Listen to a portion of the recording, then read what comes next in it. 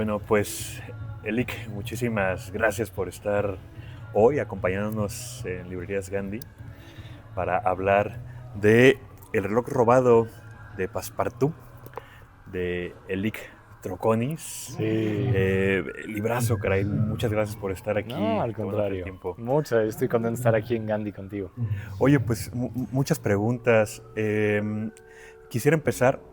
Mencionas que leíste a Verne con destornillador. Ah. Eh, ¿Cuál fue el artefacto de Verne que más te tocó Mm, desensamblar en esa Pues lectura? mi historia con La Vuelta al Mundo en 80 días comienza de muy pequeño, cuando mi papá, que se encargó de ponernos a mi hermano y a mí los clásicos de la literatura universal en las manos, nos dio una versión de La Vuelta al Mundo en 80 días de unas 40 paginitas, de las cuales muchas más eran ilustraciones que texto, ¿no? Esas en las que muchos niños como yo comenzamos a leer y adentrarnos en esas aventuras.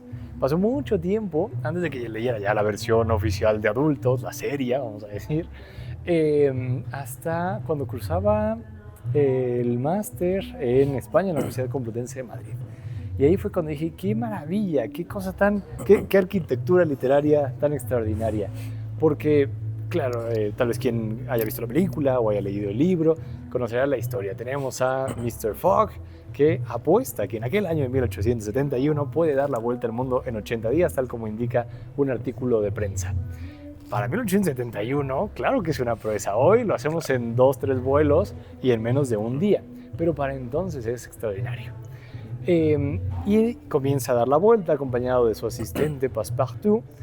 Y uno de los elementos clave es que hay un policía que cree, es Fix, que cree que no está queriendo dar la vuelta al mundo en 80 días simplemente porque sí, sino que Mr. Fogg es el delincuente que robó un banco en Inglaterra y que está intentando escapar. Así que, por un lado, tenemos a Mr. Fogg queriendo ganar la apuesta y por otro, alguien intentando impedir que dé la vuelta al mundo porque quiere atraparlo. Entonces, de ahí son dos bombas de tiempo en realidad. No solo que tiene que llegar en 80 días, sino que, uy, cuidado, lo pueden atrapar. Eso es como lo primero. Y lo segundo es que el reloj de Passepartout es importantísimo. Para quien no haya leído la novela o visto la película todavía, no diré mucho más. Pero claro, mientras se desplazan en el globo terráqueo Passepartout, Mr. Fogg, el reloj de Passepartout se va atrasando, porque él tiene la hora de Inglaterra. Y en cambio, hoy lo sabemos muy bien, tú avanzas, cambias el uso horario y listo. Pero Passepartout no lo entiende. Y gracias a que no lo entiende, al final de la novela, Julio Verne logra hacer algo para decirnos, ah, por eso pasó todo esto. Claro. Y dije, wow, eso me parece extraordinario. Entonces son como 3 motivos de la arquitectura literaria del libro. Y yo pensé jugar con uno de ellos, con el reloj. ¿Qué pasaría si el reloj de Passepartout se perdiera o si lo robaran? Bueno, ¿y en qué momento se te ocurrió gustar el rock? Me parece que fue por ahí en un insomnio, ¿no? Una noche de insomnio. Sí. El antecedente del reloj robado de Passepartout es La joya robada, una novela que ganó el Premio Nacional de Literatura, que organizan la editorial Santillana y la Feria Nacional del Libro de León, donde lo que hice fue jugar con el Quijote. Es un texto que a mí me encanta, me parece divertidísimo. Y ahí lo que hice fue tomar a Don Quijote y a otros 15 personajes de Cervantes y crear también un caso policíaco. Ahí se trata de un asesinato. Y a partir de eso, bueno, el libro fue publicado por Santillana, les pareció una gran idea para acercar a los más jóvenes a los clásicos, esos que todos conocemos, pero ya leemos cada vez menos. Entonces, a partir de eso pensamos hacer una serie de clásicos de la literatura universal, retomando o creando en ellos crímenes policíacos. Estaba pensando. Yo sabía que quería que fuera La Vuelta al Mundo en 80 días, pero pensaba, ¿cómo rayos? Porque claro, a mí me gusta mucho algo que dice el escritor español Antonio Muñoz Molina, que uno no es que sepa escribir libros, es que aprende a escribir este libro en concreto. Y cuando lo terminas, te das cuenta de que para el que viene no sabes cómo escribir ese libro. Entonces pensaba, bueno, aprendí muchas cosas con La joya robada, pero para este todavía no sé cómo entrarle. Y pensaba. Y una noche de insomnio se me ocurrió eso de que, ¿qué pasaría si Passepartout saliera del libro y con algo que me dijera a mí, que estaba trabajando con el libro para crear esta segunda parte de la serie, me hiciera notar que su reloj había desaparecido? A partir de ahí comenzó.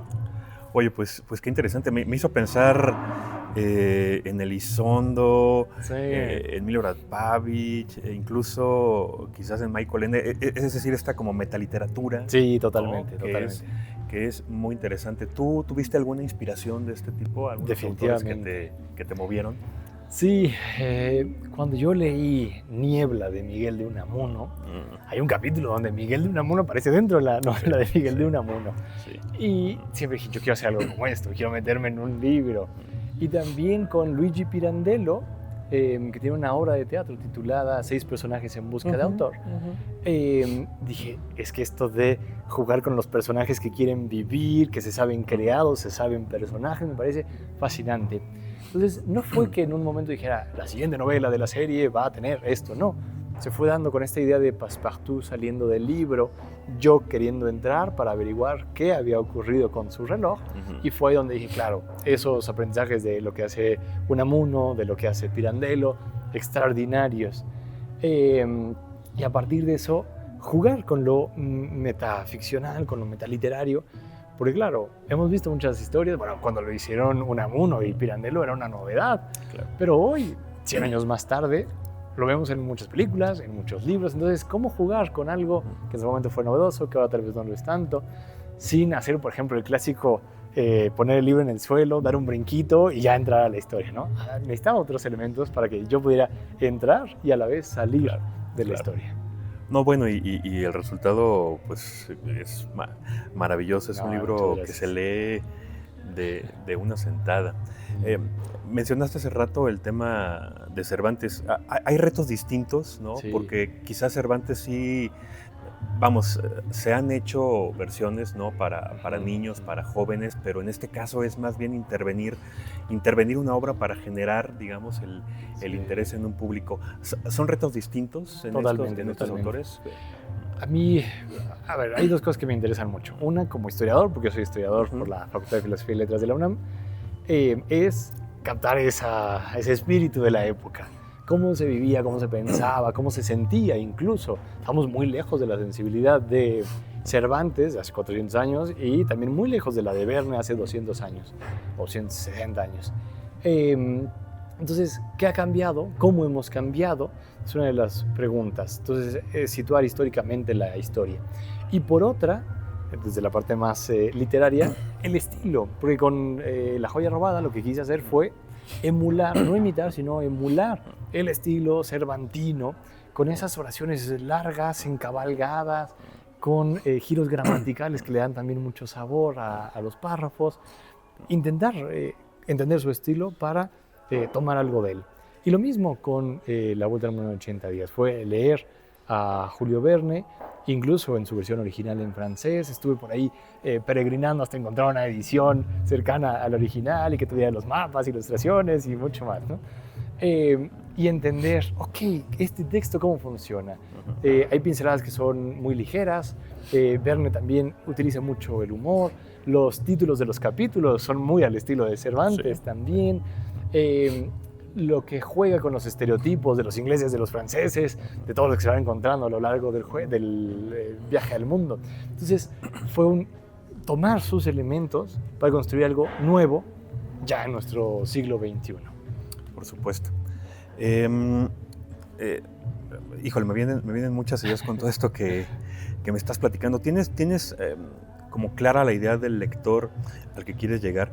Te lo pregunto porque, bueno, estamos platicando justamente de que puede ser una especie de acercamiento, quizás una especie de redescubrimiento, es enriquecer también una historia que ya está por ahí hecha y darle por ahí algunas vueltas, pero también pues meter referencias a otros autores, ¿no? A estos temas de historia, como bien dices, y me parece que sí, como que tratas de retar al lector también de otras maneras, ¿no? No solamente acercarlo, sino también mostrarle que hay, bueno, pues quizás otros autores a los que también hay que llegarle. ¿Tienes presente como a ese lector? Sí, yo soy de los grandes creyentes de que más que literatura infantil, literatura juvenil, literatura para adultos, literatura para la tercera edad, hay literatura que puede ser buena o puede ser mala. Con La joya robada, inicialmente ese no era un libro pensado para un público juvenil, al momento de ya convertirlo en una serie publicada por Santillana y demás, pues ha ido adquiriendo ese cariz, pero sí pensado todavía para un público de cualquier edad. Okay. Y entra algo que a mí me parece súper importante. Quizá la pregunta lógica es, si ya leí La Vuelta al Mundo en 80 días, ¿puedo leer este? Si no lo he leído, ¿puedo leer El Reloj Robado? Está hecho para los dos públicos. Entonces puede ser desde el joven que no conoce todavía La Vuelta al Mundo en 80 días, y la meta es que este libro haga que diga, uy, quiero leer La Vuelta al Mundo en 80 días, hasta el lector veterano que ya lo leyó 50 veces, La Vuelta al Mundo en 80 días, y que encontrará aquí incluso algunas referencias que solo quien lo ha leído puede entenderlo. Entonces, sí, está pensado para los dos públicos. Son de distintos niveles de lectura, por supuesto, pero creo que con uno lo que logras es llevar al lector joven al clásico y al lector más experimentado quizá a recordar detalles pequeños y verlos con otros ojos. Claro. Sí, al final, esto que comentabas hace rato, ¿no? El efecto que provocó en ti el leer a Verne, sí, ¿no? Contagiarlo a otras personas siempre es muy estimulante. Oye, y además eres viajero, ¿no? Sí. Eso también, digamos, que influyó para que decidieras este título, o de alguna manera influyó en la escritura. Es buena pregunta. Yo creo que desde que hice la maestría en España, ese ir y venir y además viajes transatlánticos y las mismas sorpresas que se lleva Passepartout de cómo que mi reloj está atrasado, pues me lo he llevado yo mismo, que algo ha tenido que ver, sin duda. Y el gusto por descubrir esos otros lugares. Por ejemplo, nuestros viajeros pasarán por India, pasarán por Egipto, pasarán por partes de China y Japón. Entonces, ¿cómo es eso? Tal vez para Verne en su época hablar de esos lugares eran lejísimos y pocas personas habían ido. Hoy lo del mundo digital, tantas cuentas que tenemos en YouTube y demás de viajeros, bueno, te lo acercan mucho, pero esa idea de qué se sentirá estar ahí fue lo que quise transmitir. Y además se cuelan siempre cosas del momento en que se está escribiendo el texto. El texto yo lo escribí en 2023, llegó hacia 2024 todavía, pero terminó de editarse y se publica ahora en 2026. Entonces fue como tomando cosas de los distintos momentos vitales. Y por ejemplo, una de las grandes fortunas del último año y medio ha sido mi relación con Rosario Neri, con quien hago también un canal de viajes de Dos Corazones Viajeros. Y Rosy aparece en la dedicatoria del libro porque esa hambre y ese gusto por los viajes es algo que hemos compartido. Entonces sí, totalmente está dentro del libro. Se contagia inevitablemente. Oye, sí. Y la parte también de poeta, eso también influye, historiador, es decir, todas estas cosas que te conforman influyen por supuesto, pero no sé si te pasa, de pronto es como una lucha, ¿no? Porque alguna de pronto pesa más que otra, sí. Llegas de pronto a algún equilibrio de manera muy razonada, de pronto sí gana algo. Yo creo que de pronto va a ganar una de las personalidades, es cierto, sí. La del historiador, la del escritor, la del ensayista. En El Reloj Robado de Passepartout ocurrió una cosa que a mí me parece que pone de relieve cuando necesitamos los autores de grandes editores. Una de mis preocupaciones al momento de redactar la primera versión del Reloj Robado de Passepartout fue que se entendiera todo lo que estaba pasando o debía pasar. Es decir, ya dentro del libro, en los primeros capítulos, queda muy claro que la historia está cambiando. Passepartout, Fogg, Fix, Aouda están haciendo lo que quieren. Sí. Y yo tengo que evitar eso porque si ellos hacen lo que quieren, el libro de Verne no sería igual y el mundo cambiaría. Entonces, al intentar evitar eso, yo tenía la obsesión de que el lector, si es que no había leído La Vuelta al Mundo en 80 días, tenía que saber qué era lo que sí hacían los personajes en la novela de Verne y qué era lo que estaban haciendo. O sea, como ese contraste, que quedara muy claro. Entonces, la primera versión tenía largos párrafos que hablaban de qué ocurría en la novela de Verne.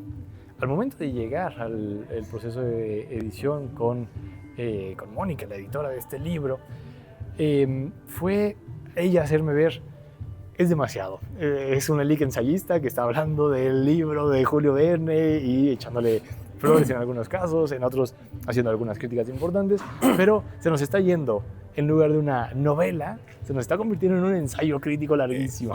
Entonces fue cortar mucho gracias a lo que Mónica me señaló en ese momento. Entonces fue un trabajo editor, autor muy bonito que reditúa sin duda en lo que es hoy el reloj robado.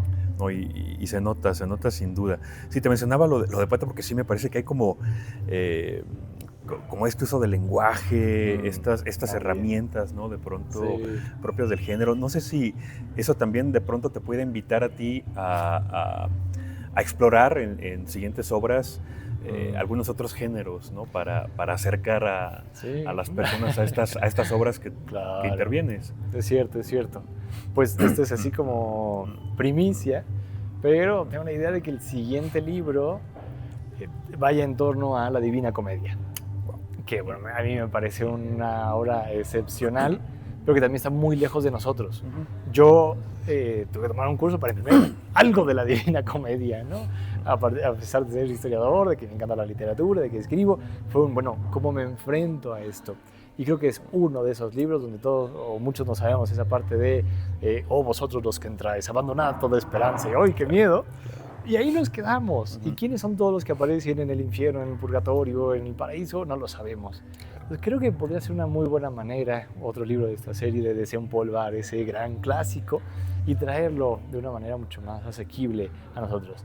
Y lo menciono porque es un libro que inicialmente estaba escrito en verso, en tercetos, y que hay además una numerología importantísima ahí, ¿no? Entonces, todavía no sé cómo voy a hacer eso, pero ya va en desarrollo. Pensarlo, tal vez mantener el verso, no lo sé todavía, pero bueno, por ahí puede ir. Oye, pues ya hay un compromiso. Ya lo dijiste, creo dije. que sí vas a tener que echarle